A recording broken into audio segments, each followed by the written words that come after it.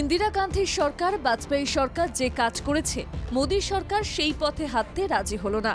সংসদ বিষয়ক মন্ত্রী বিরোধীদের দাবি খারিজ করে দিলেন। সংসদের বিশেষ অধিবেশন ডাকার দাবিকে মান্যতা দিল না সরকার।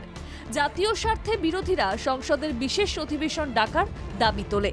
তৃণমূল কংগ্রেসের ডাকে সাড়া দিয়ে ইন্ডিয়া জোটের শরিকরা এক মঞ্চে আসে। জোরদার করা হয় বিশেষ অধিবেশন ডাকার দাবি। পেহেলগামে জঙ্গি হামলা ও অপারেশন সিন্দুরের পরে সন্ত্রাসী মদতদাতা পাকিস্তানের বিরুদ্ধে জনমত গড়তে বিদেশ সফর করেছে সংসদীয় দল।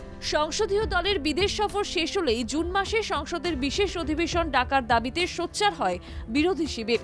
তৃণমূল কংগ্রেসের মতোই কংগ্রেস, ডিএমকে, সমাজবাদী পার্টি, আরজেডি সহ ইন্ডিয়া জোটের প্রায় সব গুরুত্বপূর্ণ শরিক দলই জাতীয় স্বার্থে সোচ্চার হয়, কিন্তু শাসক শিবির তাতে নারাজ।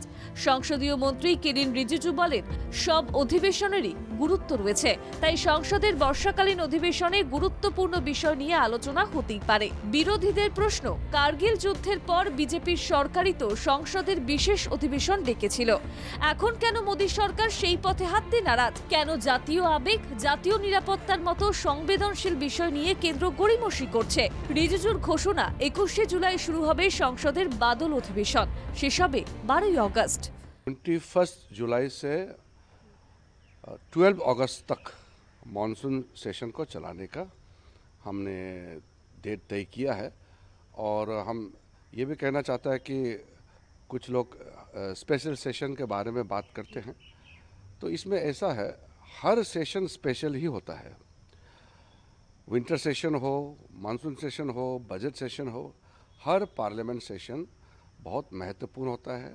রাজনাথ সিং এর নেতৃত্বে মন্ত্রিসভার বৈঠকে বাদল অধিবেশনের দিনক্ষণ চূড়ান্ত হয়েছে। তবে বিশেষ অধিবেশন ডাকার যে দাবি বিরোধীরা করেছিলেন সেটা বিশেষ আমল দেয়া হয়নি। অধিবেশনের দিনক্ষণ ঘোষণা করে সংসদ বিষয়ক মন্ত্রী জানিয়েছেন, সংসদের 2 অধিবেশনে যে কোনো বিষয়ে আলোচনা করতে সরকার পক্ষ রাজি, কিন্তু বিরোধীদের সহযোগিতা করতে হবে। বিরোধীরা বরাবরই জাতীয় স্বার্থে খোলামেলা আলোচনার পক্ষপাতী। কেন সরকার তার থেকে পিছিয়ে আসছে তা নিয়ে প্রশ্ন তুলতে তৈরি হচ্ছে বিরোধীরা। সংসদের বাদল অধিবেশনের ঝড়ের পূর্বাভাস মিলেছে।